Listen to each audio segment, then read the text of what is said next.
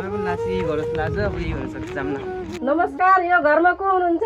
हजुर अबि हजुर ए बड्डो बाहिर निस्क्यो त को आउनुभयो? ओ यस्तो सानो कामले आएको हामी चाहिँ। आउनु न बसेर कुरा गरौँ पहिला गरम बसेर आउनु बस्नु बस्नु बसौँ बसौँ बसौँ आइट दिनुहोस् कसैले। पानी त घरदेखि खाएर आउनुभयो होला नि। कस्तो कुरा गरेको? पानी त घरबाट खाएर आउनुहुन्छ नि। चित्त नदेखाउनला यो बर्थडेको बानी मजा गर्ने बानी निकै छ के भन्दै छ भन्छौँ के चित्त नजानु भन्छ के। नानी पानी ल्या त पहिला पानी खाम।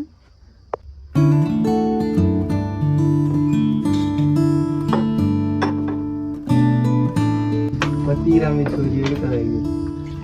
छोरी त मेरो बुढी वजनमा आउँछ।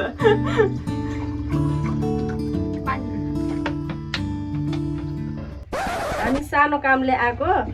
मेरो छोराले हजुरको छोरीलाई मन पराएको रहेछ। अब बिहे गर्ने उमेर पनि भयो अनि त्यही भएर कुराकानी गर्न आएको। यो कुरा त ठिकै छ। अनि छोराको चाहिँ कति छ? अहिले त मेरो बाबु अहिले बेरोजगारै छ। प्यारी छोरी हो। कस्तो कुरा गर्नुहुन्छ हजुर? एक्लै प्यारी छोरी भन्नुहुन्छ, अर्को आउँदै रहेछ। हो यो चाहिँ मेरो ओभरटाइमै भनौँ न, ओभरटाइम। यो कुरा छोड्नु, अब छोराछोरीको कुरा मिलाऊँ न त। अब मेरो सोच चाहिँ अब घरै जोइन राख्ने सोच हो। अब तपाईँ पनि के हुँदो रहेछ, अब हामी पनि एउटै सन्तान थियो। अब 6 महिना तपाईँको 6 महिना हाम्रो, त्यही गरौँ नि त कुराकानी। मेरो पनि यो एक्लो छोरो प्यारो छोरो हो। अहिलेसम्म ढलेको सिङको ठाडो पारेको छैन। अब हजुरको घरमा घर जाइ बस्यो भने विभिन्न थरीको अब काम लगाउनु होला, दुःख होला। उसले त केही काम गरेको छैन, सुखी सुखमा हुर्केको मेरो बाबु हो। केही गर्नु पर्दैन, सुती सुती खाने हो, सुती सुती बस्ने जस्तै गरी बाँकी काम सब मेरो बुढी गरिहाल्छ नि। बरु एउटा कुरा चाहिँ के हो भनेपछि मेरो छोरीलाई चाहिँ मायाले हुर्काएको हो कि, यसलाई चाहिँ अलिकति ध्यान दिएर बस हेरिदिनु पर्यो, माया गर्नु पर्यो। हुन त तपाईँको छोरी फुल जस्तै छिन्, हेर विचारमा त केही कमी राख्दैन म। अब पहिला सुरुमा अब 6 महिना यतै बस्ने होला अनि त्यसपछि घर जाने होला। ठिकै छ नि त, अब सम्झिनु पनि अघि हुँदो रहेछ। 6 महिना यता बस्ने 6 महिना उता बस्ने, यही नै गरौँ न त, कुरा निप्टाउँ न त।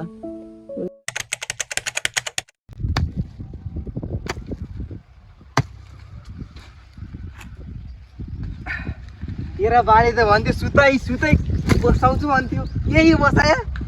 अब के गर्छौ त? अब त्यतिखेर बिहे गरिहाल्यौ, नगर्नु थियो तिमीले अगाडि माग्न आएको। आइगयो तेरो बाबा आइगयो। छिर्को छिर्को हल्ला न।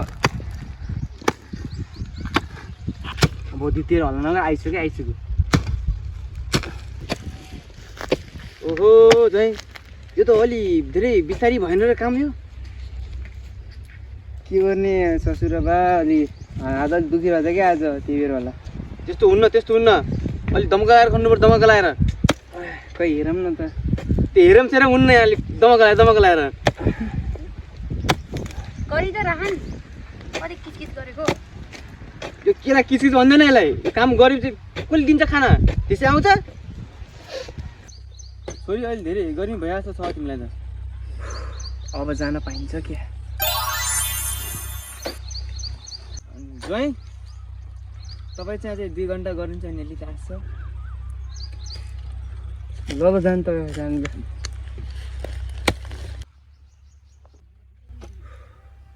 मर्न नसक्ने बड्डो यहाँ आएर त मर्नु काम गरायो।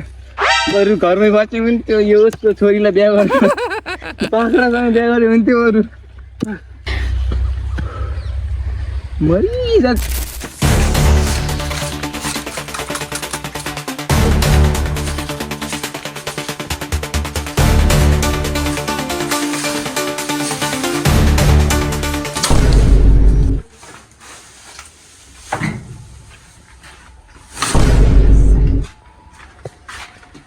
कसरी जोइना काम गराउने हो त? हजुरबा कामसँग सब भ्याइयो। खन्देबारीमा मलसल फाल्दै, घाँस हाल्दै, गाईको मसल सब यताउति लौडा लसुन सब गरिदिन्छ कि। अब खाना खानु त होला। खाना खाने सुत्छ कि रेस्ट गर्छु? नै रेस्ट पनि होइन, रेस्ट पनि गर्ने होइन। केही काम चाहिँ भन्नु न त। के रे बर्थडे जहिले पनि काम गराएको छ मास बर्थडे